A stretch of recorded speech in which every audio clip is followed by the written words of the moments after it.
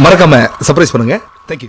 ஜெயகாந்தன் வந்து ஒரு தடவை திருவண்ணாமலைக்கு முற்றத்தில் பேசுறாங்க. இதே மாதிரியான ஒரு அமைப்பு. அது ஒரு கிரவுண்டில் எல்லாரும் சேர்ந்து உட்காரோம். ஒரு 300-400 பேர் அந்த கூட்டத்துக்கு வந்திருந்தாங்க. அப்போது திடீர்னு அப்போ எங்கள் மாவட்டத்தினுடைய ஆட்சித்தலைவராக இருந்த எங்கள் மதிப்புக்குரிய ஒரு சிநேகிதி வந்து முன்னாடி ஒரு நோட்டோடு உட்காந்து ஜேகே பேசுறதெல்லாம் ஹிண்ட்ஸ் எடுத்தாங்க. யாருக்குமே தெரியாது அவங்க கலெக்டர் அப்படின்லாம். எங்களுக்கு தெரியும், அவருக்கெல்லாம் தெரியாது. அப்புறம் ரூமுக்கு போனோடனே அவர் சட்டையை காட்டினே என்னை பார்த்து கேட்டார், அந்த முன்னாடி ஒரு அம்மா சுடிதார் போட்டுன்னு வந்துச்சு, அதான் உங்கள் டிஸ்ட்ரிக்ட் கலெக்டரா அப்படின்னு கேட்டார். ஆமாம் ஜேகேன்னு. ஓ, இந்த அம்மா தான் இந்த கள்ளச்சாராயத்தெல்லாம் அதிகமாக பிடிச்சி ரிமாண்ட் பண்ணுறாளா அப்படின்னு கேட்டார். ஆமாம் ஜேகே. போவா சாராயத்தில் நல்ல சாராயம் கள்ளச்சாராயம்லாம் எதாவது இருக்குதான்னு கேட்டார். எனக்கு புதுசாக இருந்துச்சு. ஏன் ஜெகன், அதெல்லாம் ஒன்றுமே இல்லை. கள்ளச்சாராயம் நல்லச்சாராயம்லாம் ஒன்றும் இல்லை. எனக்கு இந்த கலெக்டருங்க மேலெல்லாம் பெரிய மரியாதையே இல்லை அப்படின்றதுக்கு என்ன பெரிய விஷயம்னா, இப்போ இந்த அம்மா தானே இந்த தமிழ்நாட்டையே நான் காப்பாற்ற வரேன் குடியிலேருந்து அப்படின்னு எல்லாரையும் அரெஸ்ட் பண்ணுது. இப்போ நாளைக்கு கவர்மெண்ட் பாலிசிஸ் இன்னைக்கு நைட்டு மாறிச்சுன்னா நாளைந்து சாராய கடை திறக்கலாம் அப்படின்ட்டாங்கன்னா இவங்க யார் யார் அரெஸ்ட் பண்ணானோ அவங்களாம் வெளியே வந்து ஒரு சாராய கடை ஆரம்பித்து அம்மாவின் திருக்கரங்களால் இதை ஆரம்பித்து வைக்கணும் அப்படின்னு வந்து கூப்பிடுவான். இவங்க வந்து அதெல்லாம் முடியாது, நான் ஆர்மிக்கெல்லாம் வரமாட்டேன்னு சொல்லவே முடியாது. இவங்க போய் சாராயம் எவ்வளோ நல்லது, ஒரு கவர்மெண்ட்டு வந்து ஏன் ஊக்குவிக்குது அப்படின்லாம் இவங்க பேசி அவங்களுடைய திருக்கரங்களால் இதை ஆரம்பிச்சுக்கணும். இவ்வளோதான் ஒரு கவர்மெண்ட் அதிகாரிக்குள்ளேய ஆடிட்டர். நான் என்னடா நினச்சிக்கிறோம், நம்ம வந்து கலெக்டர் எஸ்பி எல்லாம் எவ்வளோ பெரிய அதிகாரத்தில் இருக்கிறதா நினைக்கிறோம். ஆனால் ஒரு ரைட்டர் அது எல்லாத்தையும் நிராகரிக்கிறான். அதெல்லாம் ஒன்றுமே இல்லை. நான் வந்து அந்த நம்மளுடைய ஆட்டிடியூடு எனக்கு பிடிக்குது. சொல்கிறார், நம்மளுடைய இதெல்லாம் ஒழிஞ்சிடணுன்ற ஆட்டிடியூடு எனக்கு பிடிக்குது. ஆனால் அவர்களுக்கான அதிகாரம் வந்து அவ்வளோதான் அப்படின்னு சொல்கிறார். இந்த நாவல் வந்து எனக்கு பெரிய 2 வகையான எண்ணங்கள் இருந்துச்சு. நான் எப்பயுமே ஒரு 50 பக்கம் படிக்கும்போதே யாராவது நண்பர்கள்ட்ட ஃபோன் பண்ணி இந்த நாவல் நீங்கள் படிச்சிட்டிங்களா, நான் கரெக்டாக தான் படிச்சுன்னு நான் செக் பண்ணிக்கிறது. அது என்னுடைய பெரிய பலகீனம்.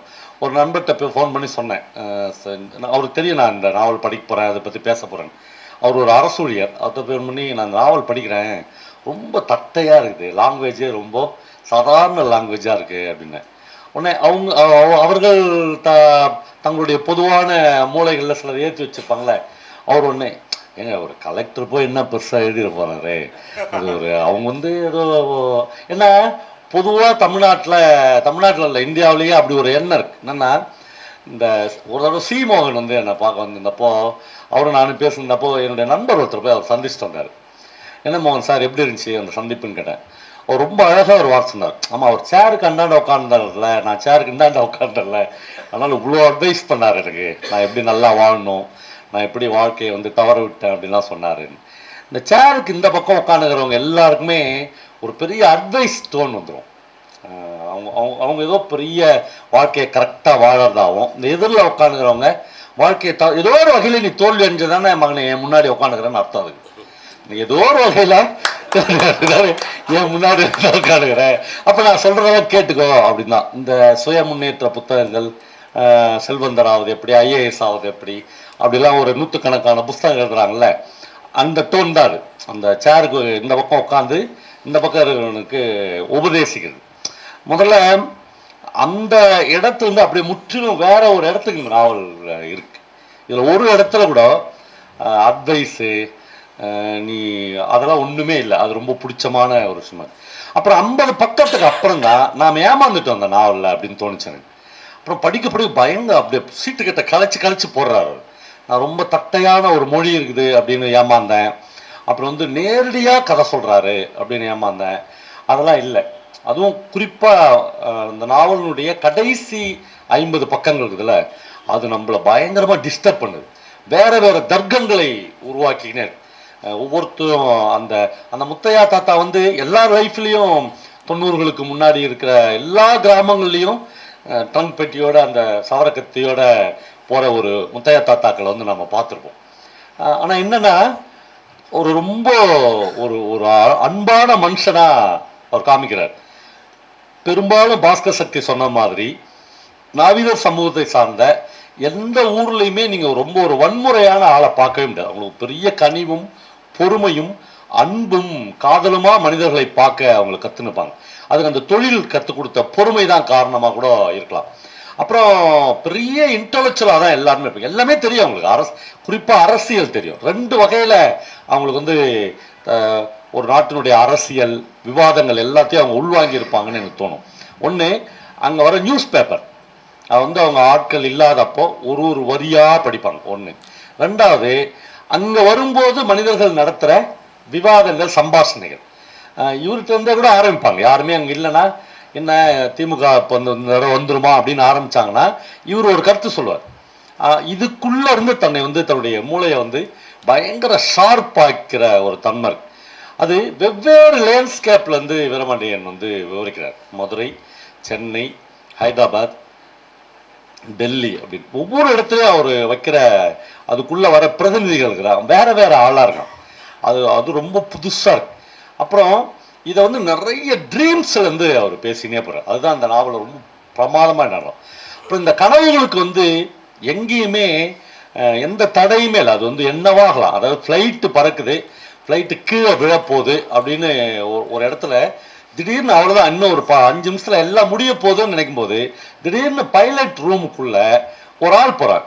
போயிட்டு அவன் அந்த அந்த அந்த விமானத்தை சரி பண்ணிடுறான்.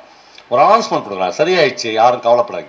அவர் யாருன்னு பார்த்தா ஒரு முடி திருத்துற தொழிலாளர். அப்புறம் தான் இவர் தெரிந்தார் எல்லாமே அவருடைய ட்ரீம்ல இருந்து வர விஷயம். அந்த எழுத்துல வந்து கனவுகளையும் அது மாதிரி எழுதுற இடம் இருக்குல்ல, அது வந்து ஒரு எழுத்தாளனுக்கு பயங்கர கிளர்ச்சியை கொடுக்குற ஒரு இடம். நான் வந்து என்னுடைய ஓனான் கொடி சுற்றிய ராஜாம்பாள் நினைவுகள்னு ஒரு கதை இருக்கு.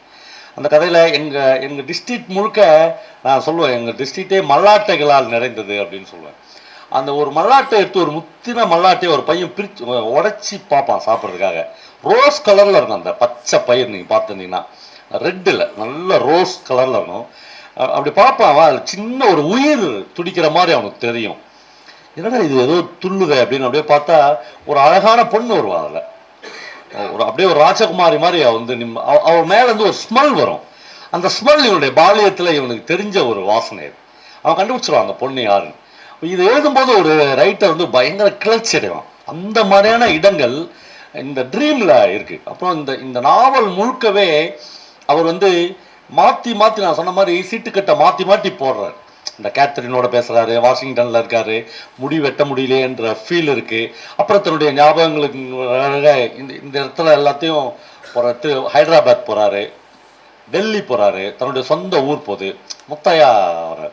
முத்தையாவுடைய மரணம் இருக்குல்ல, பயங்கர டிஸ்டர்ப் ஆயிடுச்சு எனக்கு. மறுபடியும் ஜெயகாந்தன் ஞாபகத்தில் வர்றாரு. ஜெயகாந்தன் வந்து குழந்தைகள் பெண்கள் ஆண்கள் வெளியீட்டு விழாவில் ஒரு விஷயம் சொன்னார்.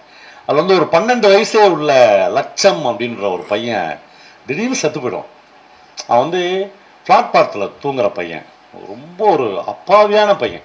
அந்த பையன் அதில் செத்து போயிடுவான் அந்த நாவலில். அந்த நாவலை வெளியிட்டு பேசும்போது ஜெயகாந்தன் சொன்னாரு, என்னவோ நிஜ வாழ்க்கையில் மனிதர்கள் செத்து போகிற போது நான் சங்கடப்படுவதே இல்லை, ஆனால் ஒரு நாவலில் ஒரு மனிதன் செத்து போகிற போது நான் துக்கித்து போகிறேன். அதுவும் ஒரு 12 வயசு குழந்தை செத்து போகிற போது என்னால் தாங்கிக் கொள்ளவே முடியவில்லை. கோடான கோடி மனிதர்கள் வாழ்கிற இந்த உலகத்தில் லட்சம் என்கிற அந்த சின்னஞ்சிறிய குழந்தையும் வாழ்ந்து விட்டு போகட்டுமே. பயங்கர டிஸ்டர்பான வரி எனக்கு இந்த முத்தையா மாதிரியான மனிதர்கள்.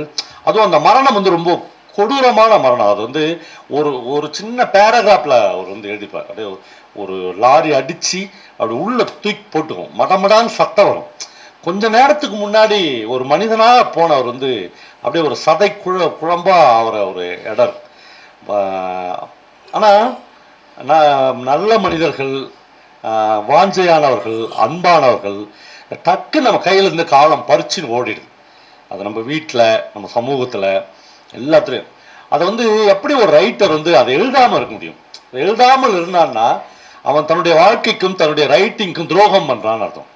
அது எவ்வளவு கஷ்டமா இருந்தாலும் அது ஒரு ரைட்டர் எழுதிதான் ஆக வேண்டியிருக்கு. அவருடைய இவ்வளவு அன்பான முத்தையா வந்து அந்த நாவல் முழுக்க இருந்திருந்தாருன்னா நமக்கு ரொம்ப சந்தோஷமா தான் இருந்திருக்கும் அப்படின்னு நான் நினைக்கும் போது முத்தையா மறுபடியும் வர்றாரு. நாவல் வந்து ஒரு ரைட்டருக்கு எவ்வளவு சுதந்திரம். ஒரு பெரிய ஆக்சிடென்ட்டு அதுக்குள்ள தன்னை இழுத்துக்குச்சு அப்படின்னு சொன்ன முத்தையா 2ஆம் தரமா வந்து எவ்வளவு தர்க்கங்களை அவர் வந்து முன் வைக்கிறார். எவ்வளவு விவாதங்களை ஜாதி பற்றி, தன்னுடைய குலத்தொழில் என்று சொல்ற இடம் பற்றி, மருத்துவர்கள் என்கிற நிலையிலிருந்து தாங்கள் ஒவ்வொரு படியாய் இறங்கி வந்து அக்குள்ளகிற முடிய அந்த நாட்டத்தோட சரிச்சு எடுக்க வேண்டிய இழிநிலைக்கு தான் எப்படி வரப்பெற்றோம் என்பதெல்லாம் மிக அழகான அடுக்குகளாக அடுக்கினே போறார். கேத்ரின் அப்படின்ற அந்த கேரக்டர் அவர் சொன்ன மாதிரி, பாஸ்கர் சொன்ன மாதிரி இவர் தான் காதலிச்சாரு.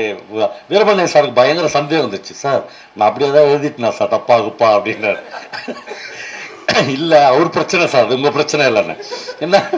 என்ன அந்த பொதுவான அந்த மாதிரியான ஒரு ஹை ஸ்டேட்டஸ்ல போற பெண்கள் இருக்காங்கல்ல, அவங்க நிறைய பேர் நான் பார்த்துருக்கேன். அவங்களுக்கு ரொம்ப இப்போ நம்மள மாதிரியான ஒரு சாமானிய ஆட்களோட ஒரு ரொம்ப வாஞ்சையோ பிரியங்களோ அவங்களுக்கு இருக்காது. அப்படியே வேறையா போயிருப்பாங்க. நான் என்னுடைய ஒரு கட்டுரையில் எழுதியிருப்பேன். ஒரு பொண்ணு டென்மார்க்லேருந்து திருவண்ணாமலைக்கு வந்துருச்சு. எனக்கு ரொம்ப தெரிஞ்ச பொண்ணு அது. அது ஒரு நாள் வந்து ஒரு நல்ல சைவ சாப்பாடு சாப்பிடணும் அப்படின்ச்சு. என் ஃப்ரெண்ட்ஸ்லாம் சேர்ந்து ஒரு பெரிய ஸ்டார் ஹோட்டலில் அந்த பொண்ணுக்கு வந்து ஒரு டின்னர் கொடுத்தோம். என்னுடைய நண்பர் திலகவதி எல்லாரும் அதுக்கு வந்தோம். ரொம்ப சந்தோஷமா இருந்துச்சு. அந்த பொண்ணோட உட்காந்து டின்னர்லாம் கொடுத்தோம். அதுக்கப்புறம் ஒரு வாரம் பொறுத்து வேற எதுக்கும் நான் அந்த பொண்ணை பார்க்க போறேன். ஒரு கேன்டீனில் உட்காந்து நான் போனோடனே எனக்கு ஒரு டீ கொடுத்தாங்க. அதுக்கு முன்னாடியே அது டீ சாப்பிட்டுச்சு.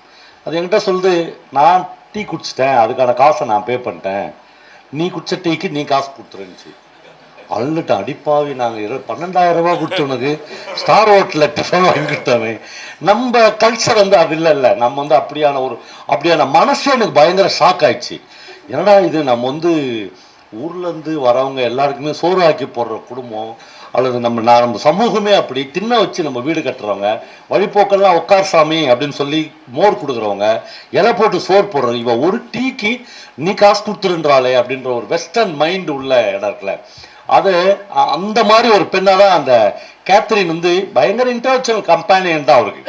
நிறைய விஷயங்கள்ல அவ வந்து இவரை டிஸ்டர்ப் பண்ணினே இருக்கா. ஆனா ஒருபோதும் அவருடைய உடல்வாகோ அல்லது அவருடைய ஒரு கனிவான இடம் வந்து அந்த நாவல் முழுக்க கேத்ரினுக்கு இல்லவே இல்லை. ஒரு ஆளுமையான இடம் தான் அந்த நாவலில் வந்து. அதை எழுதி போறதுக்கு இல்லை, அது ரொம்ப கஷ்டம். ஏன்னா இவ்வளவு கச்சிதமாகவும் இவ்வளவு ஜாக்கிரதையாகவும் எழுதும் போதே தலைவருக்கு வந்து தலைவர் வழிகிட்டாரான்னு ஒரு சந்தேகம் வருது இல்ல. அப்படி இல்லாம அந்த நாவலை கட்டமைச்சது ரொம்ப முக்கியமான இடம். அப்புறம் அந்த எண்டு வந்து திருநம்பியா மாறுறது, அது வந்து முக்கியமான இடம். அப்புறம் அந்த மெமரிஸ் தான், வீரபாண்டியனுடைய மெமரிஸ் தான் எனக்கு அவர் கலெக்டரா இருக்கலாம், அவர் வந்து ஆந்திராவில் ஒரு மிகப்பெரிய உயர்ந்த இடத்துல இருக்கலாம், இதுதான். ஆனால் சச்சிதானந்தன் சொல்ற மாதிரி அவருடைய நினைவுகள் என்ன இருக்குது, அதான் முக்கியம். நினைவில் காடுள்ள மிருகத்தை எளிதில் பழக்க முடியாது, என் நினைவில் காடுகள் உள்ளது என்று சச்சிதானந்தன் சொல்றார். அது சர்க்கஸ் போயிடலாம், அதை நீங்க ஒரு சின்ன கூண்டில் அடைச்சி ஒரு விளையாட்டு பொருளா ஒரு புலியோ ஒரு சிறுத்தையோ நீங்க மாத்திடலாம். ஆனால் அவருடைய மெமரிஸ் முழுக்க ஒரு காடு இருக்கு, ஒரு பச்சையம் இருக்கு. அவனுடைய காதுகள்ல ஒரு அனாதையா விழற பேரிரைச்சலோட விழுந்து கொண்டிருக்கிற ஒரு அருவி சத்தம் கேட்டுக்கொண்டே இருக்கிறது. அதனுடைய உருமல்ல பல விலங்குகள், சிறு விலங்குகள் தெரிச்சு போற ஒரு காட்சியை அது கண்கள் பார்த்துக்கிட்டே இருக்கு. ஆனா அது கூண்டுக்குள்ள இருக்கு. அந்த இடம் தான் வீரபாண்டியனுடைய இந்த நாவல் நான் நினைக்கிறேன். அவருடைய மெமரிஸ் தான் இதுல முக்கியம். அந்த மெமரி தான் கடைசியில அந்த பச்சையத்தை தேடியும் அந்த காட்டை தேடியும் சிறு விலங்குகளை தேடியும் அருவியின் சத்தத்தை கேட்பதற்கும் ஒரு புலி அப்படி தப்பிச்சு கிராம அந்த காட்டுக்குள்ள நுழையுதுல, அந்த மாதிரிதான் மதுரைக்கு வந்து அவர் திரும்பி வந்துடுறாருன்னு தோணுது எனக்கு. அந்த இடம் ரொம்ப முக்கியமான இடம். அது வந்து ஒரு ஆற்றங்கரையில் ஒரு பெரிய மரத்திற்கு கீழே ஒரு ஆளு உங்களை குத்த வச்சு உட்கார வச்சு உங்களுக்கு முடி வெட்டி விட்டு ஷேவ் பண்ணி விட்டு நகம் வெட்டி விட்டு அப்படி பண்ற ஒரு கனிவை தேடி எங்கிருந்து வராருன்னா, அந்த ஆள் வந்து ஒரு வாஷிங்டன்ல இருந்து ஒரு பன்னாட்டு நிறுவனத்துல வேலை செய்யற கேத்ரின் என்கிற ஒரு இன்டலெக்சுவல் கம்பெனியோட விவாதிக்கிற ஒரு ஆள் அப்படியே எல்லாத்தையும் உதறிட்டு இங்க வந்து உட்காரு. அது ரொம்ப ரொம்ப முக்கியமான விஷயமா இருக்கும். அப்புறம் இந்த நாவல்ல ஒரு இடம் எனக்கு இப்போ இன்னும் ஒரு ஞாபகத்தை பகிர்ந்துன்னு தோணுச்சு. அவருடைய நண்பர்கள், இவங்க படிக்கிறது அந்த முத்தையாவோட உறவு வச்சுங்கிற நண்பர்கள், அவங்களுக்குள்ள நடக்கிற லாங்குவேஜ், அதை நான் ரொம்ப கூர்மையா கவனிச்சேன்.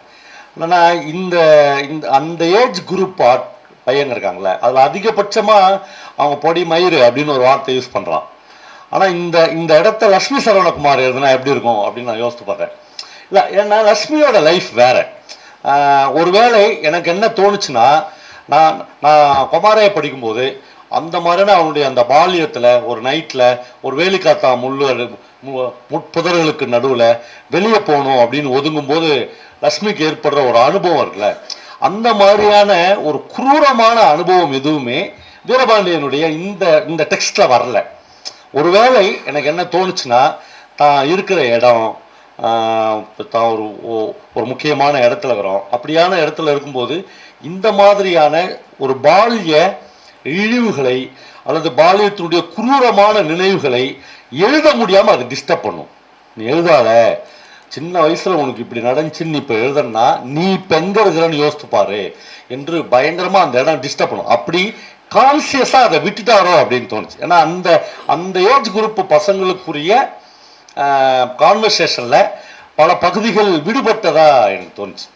ஆனால் மாஸ்டர்ஸ் நிறைய பேர் அந்த இடத்த தான் முக்கியமா எழுதிக்கிறான். சித்தலிங்கா அவருடைய ஊரும் சேரியும் நீங்க படிச்சீங்கன்னா ஒரு இடத்துல சித்தலிங்கா சொல்றாரு, நானும் நீங்களாம் ஒரு கல்யாண ரிசப்ஷனுக்கு போனால் எத்தனை மணிக்கு போவீங்க? 5 மணிக்கு 6 மணிக்கு தானே குளிச்சு ரெடியாகி போவீங்க. நானும் என் பாட்டியும் இரவு 10 மணிக்கு 11 மணிக்கு மேலே தான் ரிசப்ஷனுக்கு புறப்படுவோம்னு சொல்கிறார். நாங்கள் எப்படி புறப்படுவோம்? எங்கள் பாட்டியும் நானும் போவோம். நீங்களாம் கல்யாண மண்டபத்தினுடைய முன்பக்க தாழ்வார வழியாக தானே போவீங்க. நாங்கள் பின்பக்கமாக நானும் பாட்டியும் போய் குந்தின்னு இருப்போம். விருந்துகள் முடிஞ்சு இலையை எடுத்துன்னு கொட்டுவாங்க. என் பாட்டி எந்த அசூசையும் இல்லாமல் தன் முந்தானையை விரித்து போட்டு அப்படி விடுற இலையிலிருந்து ஒவ்வொன்றாக சேகரித்து ஒரு பெரிய மூட்டையாக கட்டுவாள். 11 மணி 12 மணிக்கு நாங்கள் மூட்டையை தலையில தூக்கின்னு எங்கள் கிராமத்துக்கு வருவோம். எங்கள் கிராமமே விழித்திருக்கும். பாட்டி முந்தானை சோற்றை அவிழ்த்து உருண்டை உருட்டி முழிச்சுங்கிற எல்லாருக்கும் மாற்றி மாற்றி கொடுப்பார். என் வாழ்க்கையில் நான் எம்எல்சி ஆனேன். நான் கல்லூரியில் பேராசிரியர் ஆனேன். சாகித்ய அகாடமி விருது பெற்றேன். பல ஸ்டார் ஹோட்டல்களில் தங்கியிருக்கிறேன். என் பாட்டி உருட்டி கொடுத்த அந்த பல்வகையான சோத்துக்கு நிகரான ருசியாக ஒரு சோத்தை நான் இதுவரை சாப்பிட்டதே இல்லை என்று எழுதுகிறார். எப்படி முடியும்? ஒரு ரைட்டர் எந்த கான்சியஸ் இல்லாம இப்ப நான் எங்க இருக்கிறேன் என்கிற எந்த நிகழ்கால உணர்வும் இல்லாம இவ்வளவு பெயினான ஒரு விஷயத்தை அப்படியே அப்பழுக்கு இல்லாமல் எழுதுகிறார். இன்னொன்னும் ஊரும் சரியும்ல, ஒரு நாள் காலையில நான் எங்க வீட்டிலிருந்து வெளியே வரேன். எங்க வீட்டுக்கு பக்கத்து வீடு ஒரு குட்டி சுவரா இருக்கும். அதை ஒட்டி ஒரு பெரிய லேண்ட் இருக்கும், நிலம் இருக்கும். அந்த அதிகாலை பனியில் ஒரு 5:30 மணிக்கு ஒரு ஆள் ஏறு ஓட்டின்னு வரான். நான் ஒரு ஒண்ணு கடிக்கலான்னு நிக்கிறேன் அந்த குட்டி சுவரத்துக்கு பக்கத்துல. நான் அந்த அந்த மாடும் ஏறும் என்னை நோக்கி நேக்குது. இவ்வளவு காலையிலேயே ஏறு ஓட்டுறாங்களான்னு பாக்குறேன். வர வரதான் எனக்கு தெரிகிறது, அந்த அந்த ஏழு மாட்டுல பூட்டப்பட்டிருப்பது 2 மாடுகள் இல்லை, ஒரு மாடுதான். ஒரு மாட்டுக்கு பதில் இன்னொரு மனிதனை பூட்டி இருக்கிறார்கள் என்பது எனக்கு தெரியுது. பனி கொஞ்சம் கொஞ்சமாக விலகுகிறது. இன்னும் கொஞ்சம் கிட்ட வரும்போது என் உடம்புலாம் பதறுது. அது ஒரு மனிதன் இல்லை, என் அப்பா என்று எனக்கு தெரிகிறதுன்னு சித்திரைங்க எழுதுறான். அப்போ இந்த இந்த இடம் இருக்குல்ல, இந்த அப்படியே எதையும் யோசிக்காமல் கான்சியஸ்னஸ் இல்லாமல் கிட்டத்தட்ட சித்தப்பிரமைக்கு நிகராக ஒரு வாழ்க்கையை பதிவு பண்ணி தன்னுடைய அடுத்த சமூகத்துக்கு அப்படி கொடுத்துட்டு போறது, அந்த இடம் நான் ரொம்ப முக்கியமானதாக கருதுகிறேன். வீரபாண்டியனுடைய இந்த நாவலில் இந்த மாதிரியான இடங்களில் 80% தொட்டு இருக்கிறார் என்று நான் கருதுகிறேன். ஒருவேளை அவர்ல எல்லாருக்குமே லட்சுமி சரவணகுமாருக்கு ஏற்பட்ட அனுபவம் ஏற்படணும்னு அவசியம் இல்லை. எனக்கு ஏற்படவே இல்லை. என் லைஃப்ல என்னுடைய பால்யத்தில் அப்படியான எக்ஸ்பீரியன்ஸ் எனக்கு ஏற்படல. அவன் ஆர்ஃபனேஜில் படித்தான். ஆர்ஃபனேஜில் உள்ள பசங்களுக்குரிய பல பிரச்சனைகள் இருக்குது. வீரபாண்டியனுக்கு அந்த எக்ஸ்பீரியன்ஸ் இருக்கலாம். இல்லாத ஒன்றை திணித்து எழுதுனா அது லிட்ரேச்சரா ஆகவே ஆகாது. ஆனால் இந்த நாவலை நீங்கள் படிக்கிற போது நான் பல கதைகளில் பல நாவல்களில் சொல்வது போல அன்டோல்டு ஏரியா, ஒரு ரைட்டர் கொஞ்சம் தான் 120 பக்கம் தான் நமக்கு சொல்லியிருப்பான். ஆனால் அவன் 1200 பக்கங்களை எழுதாமல் விட்டிருப்பான். அது வெற்று தாள்கள் இல்லை, அது உங்களுக்கானவை. நீங்கள் ஃபில்லப் பண்ணிக்க வேண்டிய இடம், நீங்கள் எழுதி கொள்ள வேண்டிய இடம். நீங்கள் எழுதி பார்த்து கொள்ள வேண்டிய, நீங்க மட்டுமே படிச்சுக்கிற இடம், நீங்க பிரிண்ட்டுக்கு அனுப்ப முடியாத இடம். அந்த இடத்தை 1200 பக்கங்களை அவர் நமக்காக விட்டுட்டு போய்க்கிறார். அதான் பாஸ்கர் சக்தி வேற ஒரு லாங்குவேஜ்ல இதுல 12 பேர் வராங்க, 12 பேரை பத்தியும் 12 நாவல்கள் என்ற நீ எழுதணும். இது உனக்கு ஒரு துவக்க புள்ளி தான். இந்த சலூன் என்கிற இந்த கதை ஒரே ஒரு துவக்க புள்ளியை மட்டும்தான் வீரபாண்டியன் நமக்காக கொடுத்துட்டு போய்கிறான்னு தோணும். அங்கிருந்துதான் நம்முடைய வாழ்க்கையை அப்பழுக்கில்லாமல் ஒளிவு மறைவில்லாமல் நாம் எழுத தொடங்க வேண்டும். அப்படி எழுதுவதற்கான ஒரு மனநிலையை இந்த நாவல் பல இளைஞர்களுக்கு, பல இளம் படைப்பாளிகளுக்கு தரும் என்கிற பெரும் நம்பிக்கையோடு விடைபெறுகிறேன். நன்றி.